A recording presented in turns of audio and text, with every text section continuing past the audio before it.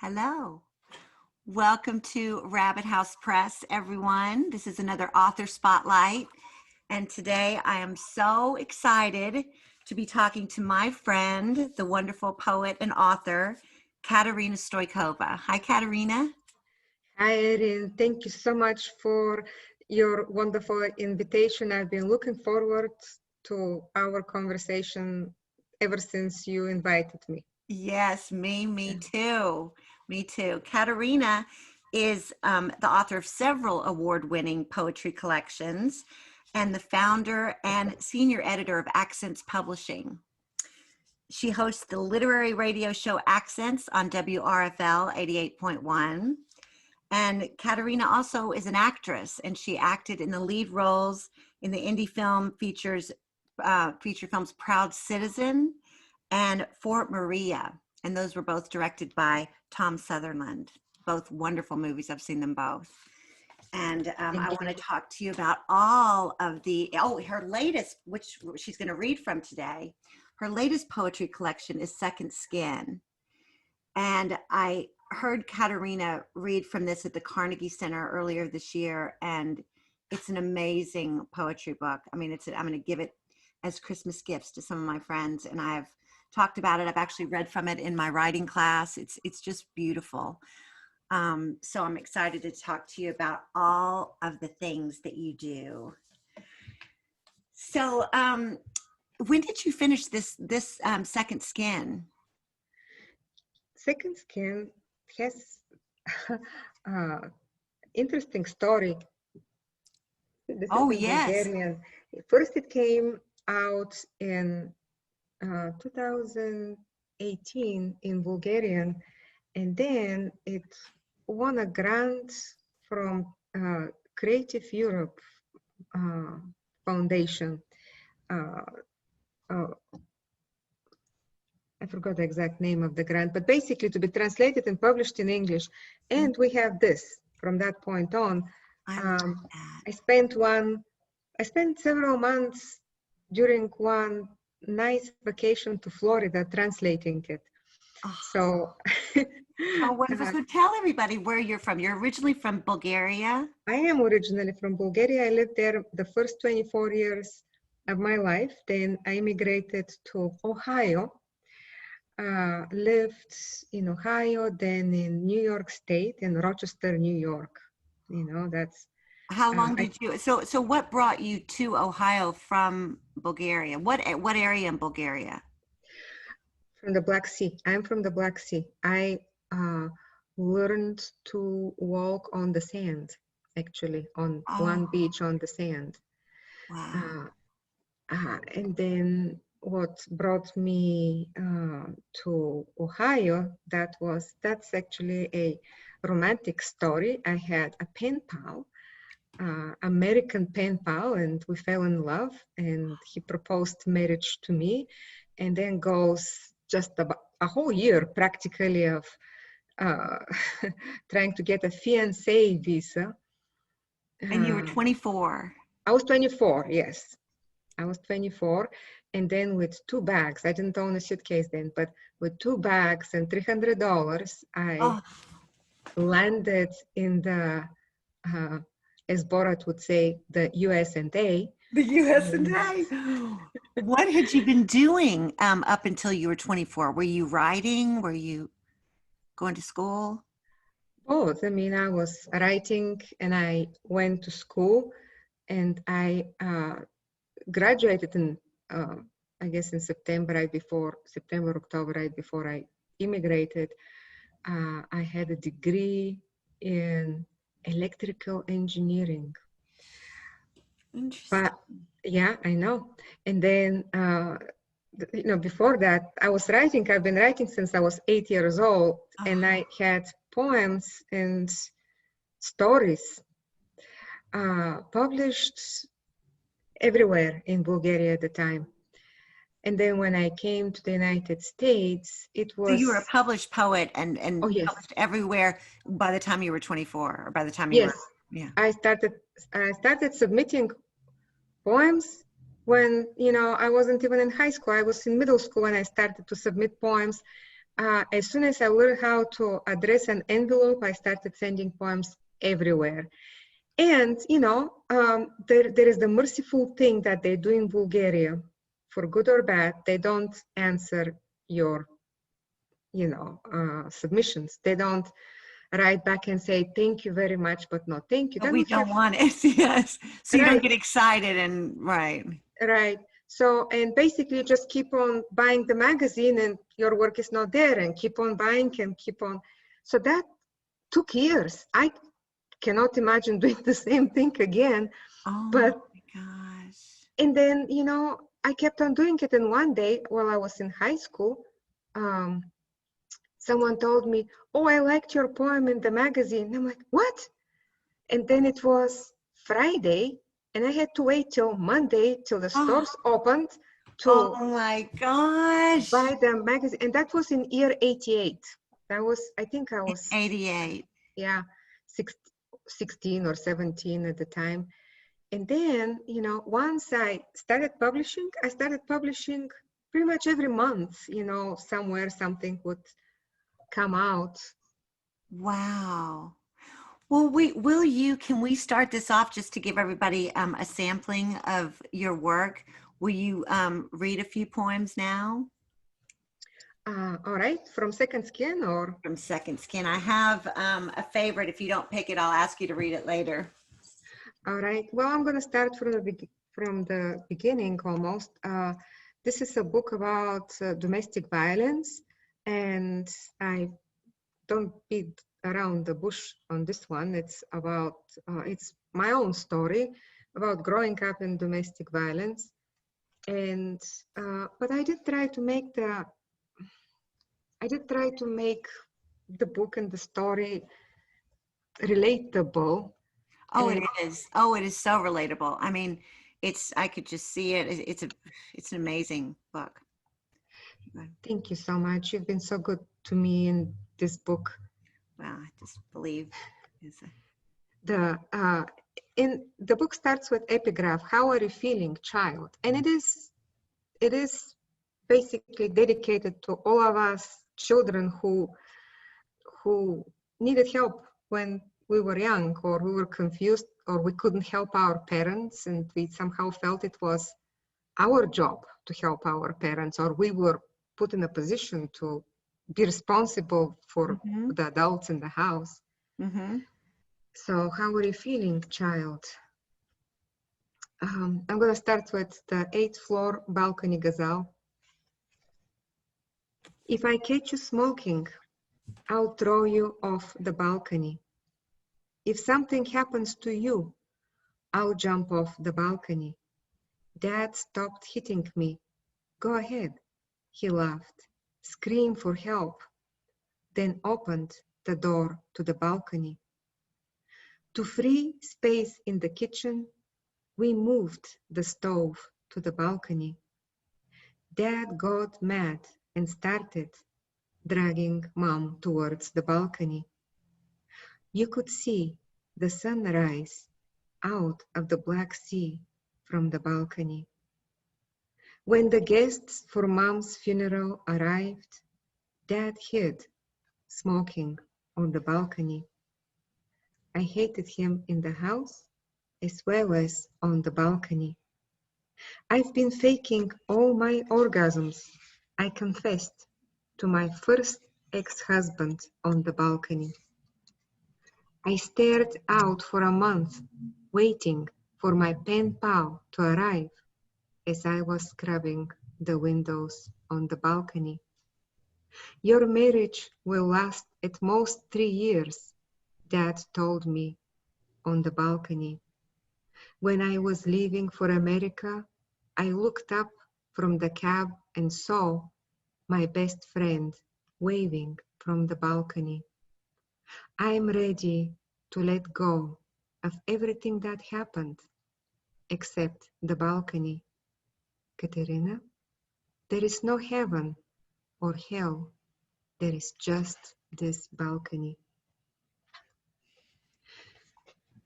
And the image of the balcony is throughout the the book, I think I did a global search, and I think there are about 27 appearances of the word balcony. Oh, I know. I was just rereading the whole collection, and it's just, you can just see this. You can see your life growing up. I don't know how perfect the images are in my brain of it, but it's like I can see you as a little girl, I can see you as a teenager, I can see it's and I can see the apartment building and the balcony and your mother and your father so clearly. And it's something like this poem that you just read that will draw people that don't necessarily like poetry, I think, or not really into poetry. Will start buying poetry collections, because it is, a lot of it, it's a story, and it's not so esoteric or out there that everyone can't relate to and feel for. And it's just very, very powerful, the images. Should I read several more? Okay. You have the right to mourn, dear one, for not having a daddy. He sunk into the glass and popped out from time to time to slap your face during supper. Good thing you had already shut down any feeling. As much as possible, you walked underwater from your room to the kitchen while fearing the worst. And your mother crooned, "The beast will kill us. He will throw us off the balcony." A part of me is still falling downwards. Another is clutching the rails, like you, Mom, in the story you didn't keep to yourself. When you had already moved out to live with Yuli, 3 days before the wedding, your father and I had an argument, and he started dragging me to throw me off the balcony. I grabbed onto the door. Otherwise, who knows what had happened. I pretended that all was well so I wouldn't spoil your celebration. I too pretended that all was well, but it wasn't. No, Mommy, no. And throughout the book, there are this conversation back and forth with and saying no to certain things and certain experiences that, I guess, from the point of view of the adult, now understands and is able to say no. Mm-hmm, mm-hmm. And also throughout the book, there is this one-liner conversations with the child. You know, the speaker of the book keeps on asking the child, "How are you? How are you feeling? What's going on?" And the answers differ every time. "How are you feeling, child? Endangered as a species. How are you feeling, child? Like a rock traveling through the air. How are you feeling, child? Like the stick left over from the lollipop." Yeah, that's really powerful. I was thinking about that with that image, like the stick left over from the lollipop, and keeping on this book, all the questions when they're saying, "How are you feeling, child? How are you feeling?" And oh, this dream. Oh, there. Are you going to read another from this collection? Oh yeah, I mean, not right now, or Yes, or we do that, because I am one day after the last. Oh, the one day after the last class. That's really the that's really. which page is it? I would love to That's read it. page 41. Okay, You want to read that? yeah, I'll read that. One day after the last class, my teacher, Comrade Paskaleva, called me to her desk and said, "Katerina, I want to ask you something. Why are you always sad? You're always sad. Why?" It was as though I'd been zapped by electricity. I was astounded that someone wanted to know how I felt. I looked at her, dumbfounded. think about it, she said, and tell me. Okay, I agreed. It was Friday evening. I started thinking, thought all weekend as well as on Monday because I had class with her on Tuesday. Didn't tell my parents. Don't remember what I came up with for an answer, but I knew I was ready to share it with her. Went to class. My heart fluttered. I sought her eyes. She didn't act as if she expected a conversation. The class ended. I waited for her to call me to her, but she didn't. And I realized she had forgotten or no longer cared to know. There's so many moments like this in the book that are just snapshots of just perfect snapshots of a life, you know. And I think that that I can relate to so much. I can relate to so much. And I was, there was one that I was going to tell you. It was the one about that mentions the dolls and the Pippi Longstocking. And just in the midst of that, I'm trying to think of what page that is, because that happened to be my favorite too when I was little. The And story? Oh, the story of Pippi Longstocking. yes. And that's the cat, the thing, I think it's on the 32, yeah. Pippi. Oh, okay. Okay. She's explaining, can I read just this section? Yes. She's explaining all the dolls and the bears, which I had a giant bear too. You know, the stuffed animals and the toys that she had. And in the middle, she mentions Pippi. I have to do my glasses. And Katerina writes, red hair, dressed with patches, big toothy smile, loved her dearly. I read the book in one continuous loop, imagining I could be this strong and nobody would hit me and remain unpunished. 30 years later, I heard that we build our lives to reenact our favorite childhood tale. Mother, an angel in heaven. Dad, living alone somewhere. A girl with superhuman strength who doesn't need anything. My husband would say that was me. It's like, because he's like, you don't have to be, but when you're born feeling alone, you build this superhuman, and I think that's one of the reasons I loved Pippi. And she was alone, she was out in an adventure, and she was on the boat, and I just remember that, and it was so it was such a strong image, and I loved that. I'd never heard that you grow up to what did it say, reenact your favorite tales, or to be your favorite. And it's terrifying. You know, Pippi Longstocking is now reading it is terrifying. I bought it. It's right here. Oh, and I intend to make an erasure from, from the first pages because, it says, way out at the end of a tiny little town was an old overgrown garden. And in the garden was an old house, and in the house lived Pippi Longstocking. She was 9 years old, and she lived there all alone.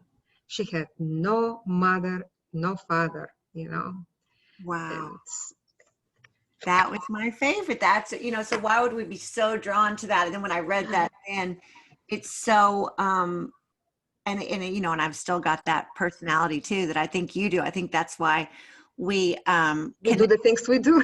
yeah, exactly. The things that we do. And it's, and, coming here, I just want to say, when I first, moved back to Kentucky, sorry, I'm trying to check. When I first moved back to Kentucky, I remember it was around 2012 the first time, and then I didn't come back till 2015. But I remember, I think that's when I met you, and we were on the board of the Kentucky Women's Writers Conference together.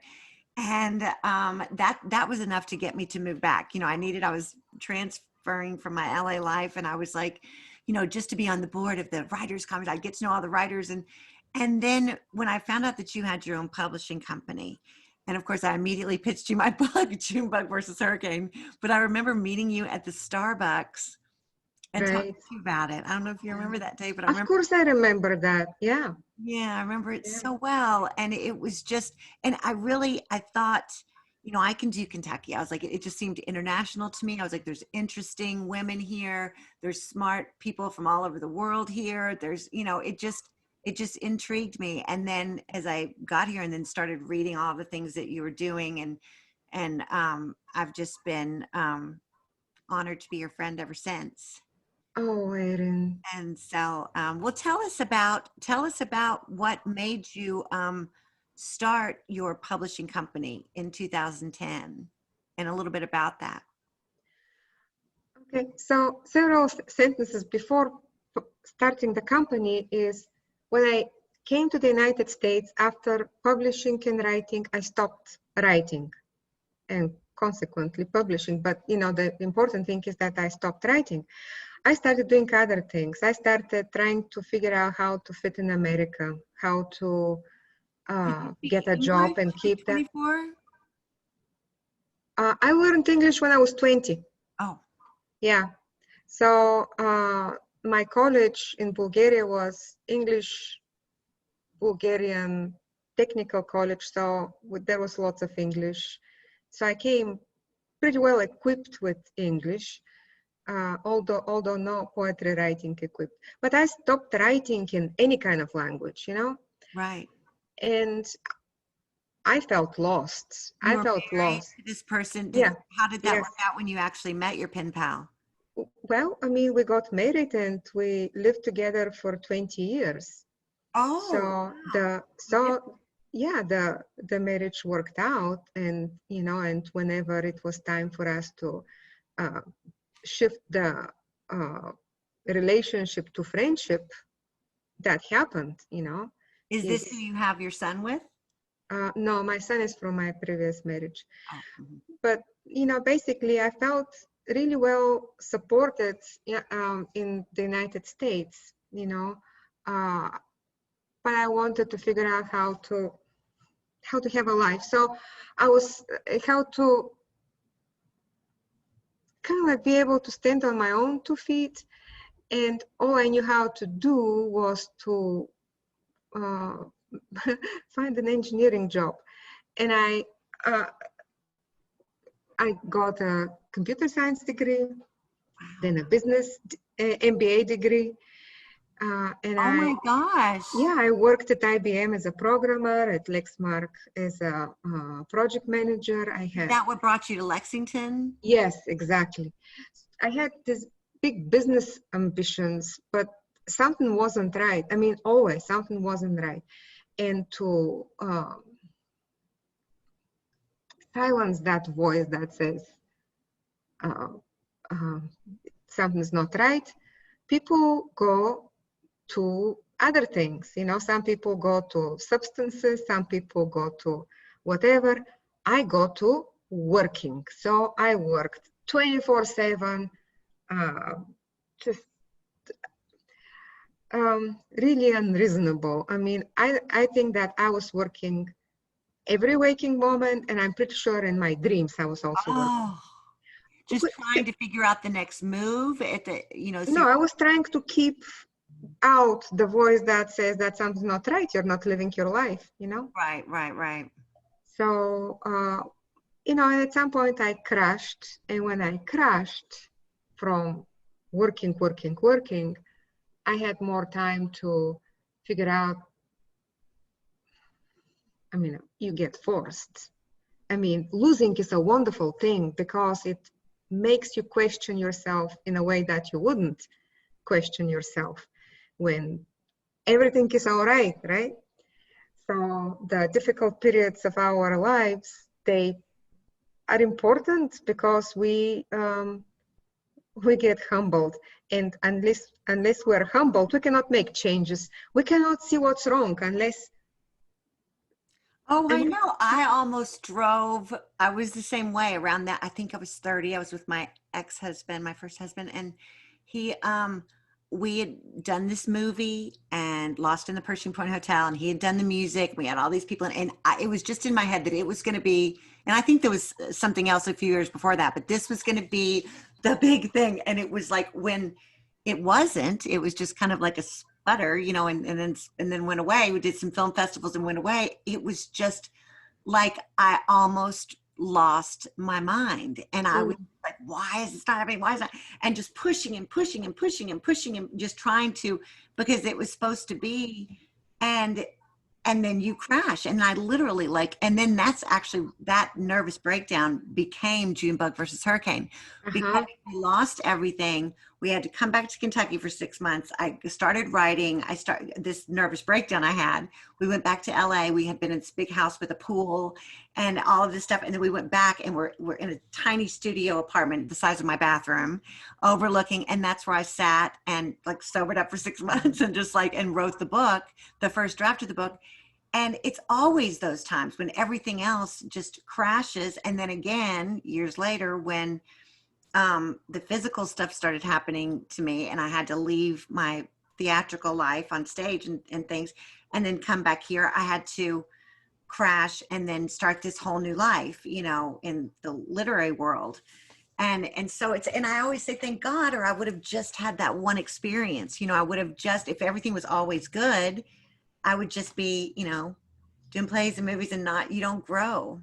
You would have had only one life, and now you have had different stretches of different lives. How rich is that? That is tremendous. It gives us a lot to sit in a rocking chair when we're old ladies and think back at, you know. Which, yeah. That's exactly what happened with me when I crashed. I started writing again after 11 years, you know, so I hadn't written for, yeah. And people who know me can't believe that there have been 11 years in which I haven't written, but I didn't. I guess I wasn't myself all that much. And was it by any chance, well, when you said in that one poem here, when you said something about the dream, and then you said, and then I remembered everything, did there come a point you're going so fast forwards, and then you start feeling yourself again, like you said, and remembering yourself?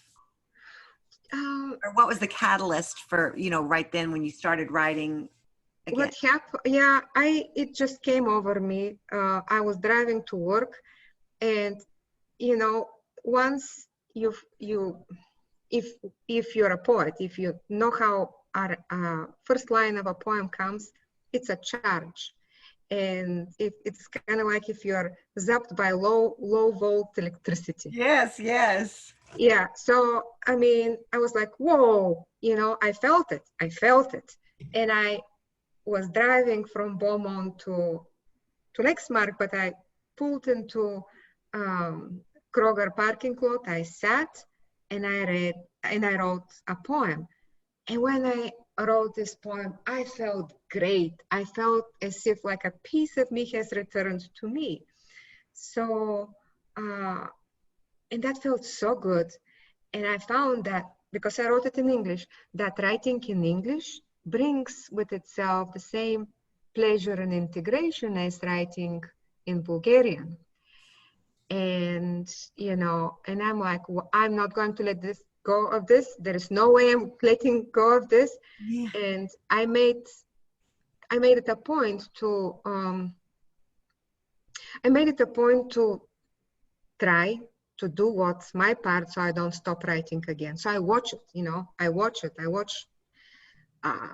writing pauses. But the king was that I didn't know a single writer in Lexington. So we're talking. So I guess I can't imagine. That's another thing you can't imagine, but I didn't know anybody. I mean, nobody at all. So I decided to start a poetry group. And my son, my husband, and I, we just made those little flyers, you know, like on February 8th at 7 p.m. at Common Grounds on the second floor, we will start this poetry group. And this poetry group, I mean, recently celebrated 11 years, you know, that's poesia. Wow. You know, in Common Grounds, yes, yeah. Yes. And yeah, I met hundreds, at least 300 or 400 people who came through the door, and we worked with their poems. And then I started the radio show. So you started the radio show before you started the publishing company? Yes, Yes. Oh, Yeah. okay. Yeah. And then so I started the radio show, and then And I had you had started. any experience in radio before? No, no, my first time in front of the mic, I was so afraid I had to sit down because my knees were shaking so hard. Oh, You know, I couldn't. but it was just born out of a need to share these poets' work or be part of the community or? Well, the group was going so well. We had so much fun at our critiques. So I thought like, wow, we have to do that as a radio show. We have to have people listen in, you know? But that didn't happen. And I guess the show was just me and whoever comes to have a conversation with. I have learned so much, you know, by talking to people. Because I only invite people that I want to talk to, and I only ask questions that I really want to know. I have learned, and my life has been enriched so much by this hundreds of hours talking to poets, writers, musicians, artists from all over the world, because sometimes, you know, I have, hey, there is this Chinese poet coming through. Can I bring him? You know, like, yeah, Yes, yes, yes. please do, with his translator. So, Right. yeah. See, it's such an interesting world. That's one of the reasons that um, that I loved what am I trying to say? Dealing with writers because I love the writers conferences. I loved joining people and learning all these people. I'm like, if I'm gonna not be able to act, and not that I couldn't act, but you know, with the cane and everything, it's like just such, if I'm not going to do that, I want to be around interesting people. I want to be around, I want to learn, you know, and it's a whole new world because if you can talk, and that's sort of why I started the publishing company. I'd rather talk about books than I don't want to teach theater. I spent my whole life, you know, in theater, and I don't want to do that, but if I can talk to other writers about their books and about their stories and read and talk about books the rest of my life, I would be totally happy, you know. And I got that love just coming the first few times when I first finished my Junebug versus Hurricane, and I went to the Maui Writers Conference, and I met just all these people from all over the world, just interesting people. And then I went to another, and I haven't been in a long time, but every time is such an experience, and I just, you know, kind of feed off of those experiences like that. And then now sort of taking your lead, you know, doing, which I have a couple times, but with this author spotlight, it's another thing that not only do I get to talk to people that we publish with Rabbit House Press, but talk to other authors and about their work and everything. And it's just an interesting way to be. And you are a person who performs such an important service in the literary arts of Kentucky, not only with your channel and not only with your publishing house, but also you have a column. You have a column in I the newspaper. actually don't anymore because Okay. they you know, the Cinderella Sweeping Up, which I talked to you about, came from the column. I had the column at the Woodford Sun, and I actually have another book's worth of those columns that I wrote over the years that I'm going to have published at some point, hopefully. Yeah, the column, I got a little bit too political for their taste. I got a little bit too passionate. I got a little bit, and I wrote, and I think the last column I wrote was about George Floyd and about, you know, the insanity and about these people. And it was so, which I'd rather not write. I mean, it's like, I always, you know, quote I'd rather write and have no audience than have an audience and have no self, you know, write for myself and have no audience than have an audience and have no self. I just can't keep, and I told my cousin who runs the paper, he was like, you know, it sounds like you're, you know, calling all these people a bunch of effing idiots. And I said, well, I am, you know, and I'm sorry that Versailles has too many of them, but they do. And they're all over. And I had called that out. And another time when I was talking about how there was like Nazis, and the mayor here took my column down and shook it in the faces of everybody, like, Versailles is perfect. It's the West. And why is she saying? And I'm like, no, there's a dark underground here. And So anyway, I just decided it took a lot of time, and so I decided just to put my energies into my upcoming books that I'm writing, and the publishing company and this and that. But Way, way to follow your integrity, Erin. That's so important, you know. yes, I'm a little bit. It can be irritating sometimes to be stubborn, but irritating when it's around. But I just I have thought in the past a few times, like, wow, that's brave. It's like, wow, they published that. Oh, it was Rabbit House Press. No, Oh, just about in what general. the column, and I'm like, wow, that's political. Wow, that's brave for for Yeah. them to publish in Kentucky. Yeah, exactly. And I think that it is, I guess, it's a small town and it's a Mhm. small paper, and they can't, with me having the same last name as the editor in chief, my cousin, it's like they'll think that it's the paper's opinion. And so I think that, but it did. And whenever I say I'm doing this, he's like, well, you got a book out of it. He always says, I was like, yes, I did get a book out of it. And so, Maybe even two. yeah, maybe two in the future. And so anyway, Cinderella Sweeping Up. If anybody watching wants to get it, Beautiful book. Yeah, that little thing. it's wonderful. It's Erin at her best. Ah, thank you. Yeah, I have to, it feels like a long time ago now, even though it was just last year. Everything goes so fast. How are you holding up with the pandemic dramas? Well, I have tried to make the most out of it, which to me means writing, getting stuff done. I have really missed traveling because I tried to spend several months out of the year in Bulgaria, which I wasn't able to do this year. So I'm missing, my father and some close friends. But I prepared a new manuscript, of poetry. Oh, you do? Okay. Yeah, And yeah. where and that is, when is that coming out? And with I haven't figured that out yet. mhm. Um, but it is called The Irresistible Allure of Drowning Men. Oh, can you read anything from that upcoming, or would you rather wait? Oh, no, I have no problem Okay, I would love to hear something. reading Yeah. something from that.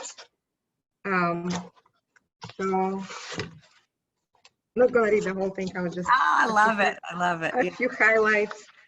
So the manuscript starts with an epigraph: between choices and fate, what's left? And that is by a poet called Jim Cates, an author of Accents. Mhm. So here is the first poem in the collection. Once I bit into an apple and said, he and I will be finished by the time this apple rots.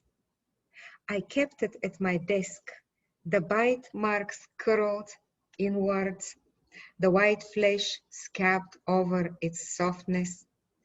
This lasted days upon days. Then I said to myself, I want to save this apple. So I locked it in the fridge. Already the apple was leaning into its wound, head first without a face. In its cold home, furrows growing deeper. From time to time, I would pick up the apple and assess. It's okay, I would say. It's okay, considering. Yay. I love it. Thank you. The whole book is about relationships, Uh-huh. mostly, intimate relationships. Want to hear another one? Yes. Okay, well, here's the second one. Mhm. The entire day I loved someone. When I returned home, I knew it wasn't you, wasn't me either. Meanwhile, love had seeped into the cracks of the parquet floor, between the rubber goosebumps of the slippers. Meanwhile, love was left in a taxi cab, or on a chair, or it retreated into the lifeline of a glove. We sat down for dinner. I reached and touched your face over 2 plates of peas and tomatoes. There were no words but the television, and the question, why am I here, ceased being existential, though the silence continued. Beautiful. Thank you. It's beautiful. I want to ask you, do you want to read one more and then from anything else? And then I want to ask you a question about poets in general. All right. One more from, we Anything, have a request. Okay. any, anything. The balcony was what was my favorite that I was hoping you'd read. That's what I was, but I, you know. Okay. Then I'll read you the last poem from Oh, my you first should. book. I love that book. I have that book. Okay, great. Great. Thank you. So I'm going to read to you an immigration poem, which has disguised itself as an interview. It's called The Apple Who Wanted to Become a Pinecone. An interview. Question. I can see why a pine cone would wish to be an apple, but it is less obvious why an apple would want to be a pine cone. Why do it? Answer. Well, maybe I would like having hundreds of arms. Maybe I would enjoy letting air reach the rope of my core. Maybe I want to resemble a fish and a tree at the same time. Is that so difficult to believe? Question. Is there anything you would miss about being an apple? Answer. No, I am tired of being sweet, round, and shiny. I no longer want to smell good. I hate being food for humans. It bugs me when they look at me and salivate. I am tired of keeping their stupid doctor away, and I am afraid of worms. Question. How will you go about turning into a pine cone? Answer. First, I'll elongate.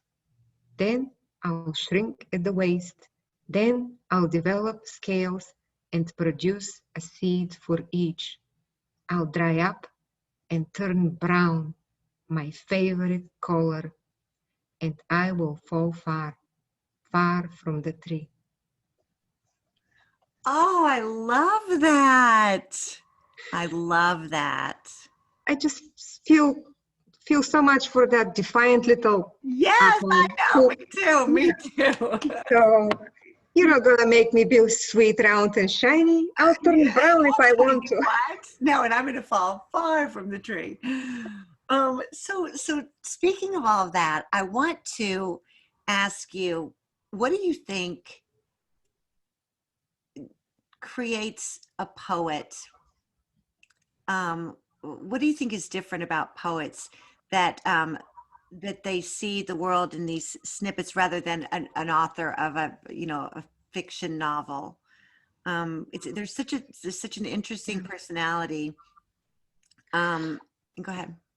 I think it's about emotion and about pointing to a particular place, because, like you said, okay, in your book you found this moments, and I found moments of loaded with emotion, and I described them, even if they were a story. They were, I guess, prose poem about a moment that I have remembered because it has an emotion. And I have just focused on the emotion, and I have stripped the rest of the story. If a prose writer would write that, they would write the whole story. Mm-hmm. And I think, and I always say in the classes that I teach that some of the best writers are started as poets, Mm-hmm. and it's because they have this attention to detail but it's also it's interesting. Like Mark is really a wonderful poet, and but it's these emotionally charged moments. And I don't think there's some people that are poets that don't consider themselves poets, and there's some people that are not poets that consider themselves poets. You know, and it's so so interesting. And I was just wondering, you know, particularly in your experience, did you see the world in a it's just such a particular expression, and you have such a knack for it, that I was just wondering how you think that came about with people that are really just diehard, you know, poets, that they just will work forever on a poem. I'm not sure if I got the last part of the question. Yeah, because I wasn't really I wasn't making as much sense. That's probably why. That's okay. That's okay. I I was just saying, want like diehard. to. Like I think that there's something, like I will like toy with poetry and something time a poem, but it's usually if it's prompted, and I have like a lot of poems written, and but it's because I took in graduate school a poetry class, and I love it, but my art usually comes out in stories, usually like short Yeah, essays and things. you're a CNF writer, you know. Yeah. Although you're a memoirist, you are one of the most open and beautiful writers I know. So what I want is I want to do what you do. What I do is I want to have what you have. I mean, I want to write a collection of short stories. I want to write a book about, you know, experiences that I've had in the United States and publish it in Bulgaria, or experiences that I've had in Bulgaria and publish it in the United States. Yeah. You know, and I have things to say, but I've been afraid, you know. It's been very scary for me to write the way you write. I mean, put the rest of the story together with the zooming on the emotion. And I think that I'll be able to do it. You think that that is the way that you can express yourself to the world better, So because far. it's sort of hidden so far. It's because it's sort of hidden in all of this, the beautiful imagery and the things about, because it all says something about you, like the apple and the pine cone. And is it the pineapple or the pine cone? Well, it's Pinecone. Pinecone, that's right. Yeah. Yeah, and then it's like, you know, and all of those things. I mean, that says so much. And but this a lot of Second Skin is in prose, it seems, you know, and in this it is so open and so clear that it seems in the direction of that. It's just, I think the only reason I asked the question is that it's very romantic to be a poet for me. Like, it sounds so romantic. It's like, oh, she's a poet. I was talking to somebody, I was like, well, I'm interviewing this poet today. And it just sounds so, you know, it's just a wonderful thing. And I think that it is a true certain personality that is admirable, you know, and to share your soul that way. You know, before I immigrated to the United States, I wrote both prose and poetry. And I want to do that again. But I've heard that people start really writing prose when they're 50, you know, and after, you know. Well, that's what I do. I feel like I'm young as a writer. You know, I'm 55, and I feel like I'm really young. I really started at, you know, about in my 40s. And I feel like, okay, no, if I can just, you know, get around, then I've got my 50s, my 60s, my 70s, and it could be a really, I feel like as writers, we are young. And let me ask you, because we've only got a few more minutes, I want to make it short enough that we can put it on Instagram. And with this, by the way, everyone, will be on our YouTube channel, which obviously you found it. If you're watching it, I'll share it the other way.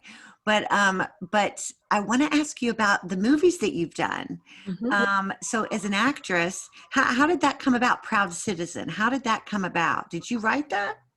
It sort of fell into my lap. You know, Tom Sutherland, you know, born in Kentucky, right now lives in North Carolina, filmmaker. He interviewed me once on camera for Carnegie Center for, I think, an advertisement for the Carnegie Center. And then he, I guess that same night he went and he told his wife, I want to do a project with her. So then after I interviewed him on Accents radio show once, he said, well, do you want to do a project together? I say, yes, of course. And he says, there is some work in front of camera. And I'm like, that's no problem. But I didn't know that that means acting. Yes, you're like No, I working for the didn't. camera. Okay. Yeah, working. Yeah, I thought that probably I'll be moving stuff from one side. And, You're going to be a grip. You're going to. Yeah. yeah, and I'm like, yeah, sure, because I thought it was writing. So we came up together with the script, and it was initially his idea, and we shaped it together. And then the important thing to know about me is that I'm not an actress. I'm not trained in any way. And It was so natural. That's so great. And a lot of times that's great because it was so natural and so good. And it won awards and everything, didn't it? Yeah, I won Best Actress twice. That's great. different festivals. But you know, the important thing to know is that I had to improvise my own dialogue to sound natural. If somebody had given me, learn those words and deliver them, I would have failed miserably. Oh, maybe not. I don't think so. I think that yeah, you're natural in that. And so the other film, Proud Citizen, did the other one come first or? Proud Citizen was first, and then Fort Maria came second, and there will be another hopefully because Tom wants to do the Bulgarian trilogy. Oh, good. That's so great. Yeah, I look forward to, to the pandemic quieting down and we being able to follow up on our plans and dreams about another movie. Oh, I love it. I want to, when we're not recording, I want to talk to you soon about this documentary that I'm working on. Cool. And yeah, I want to get your take on all that and talk to, maybe there's some kind of way we can collaborate a little bit. Perfect. And so, well, let me ask you, so you have your radio show still going on? Yes. And how is it every week? When is it? It's every week right now, every Tuesday from noon to 2. Every Tuesday. We have interviews with poets and writers from all over, really, because just their Zoom interviews like this one. Right. But we air the audio on the radio, and I put the video in my YouTube channel. Oh, great. Mm-hmm. Yeah. And Accents Publishing, do you take submissions, or how do you?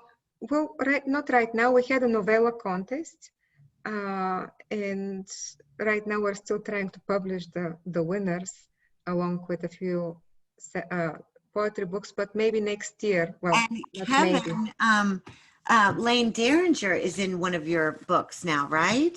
Yes, he has a poem coming up into the next Literary Accents journal. Yeah, I want to shout. He's a fantastic Derringer. This is Rabbit House nonfiction author. Yeah, Bad Sex in Kentucky, and what a poet! He just said something the other day, but it was yesterday, and he said, just to entertain you, and it was this beautiful poem, and I was like, it's so good, it makes me jealous. Like, so, and so yeah, so that's very interesting. Well, so you're going to you're not going to go out of town for Christmas or anything this year, are you?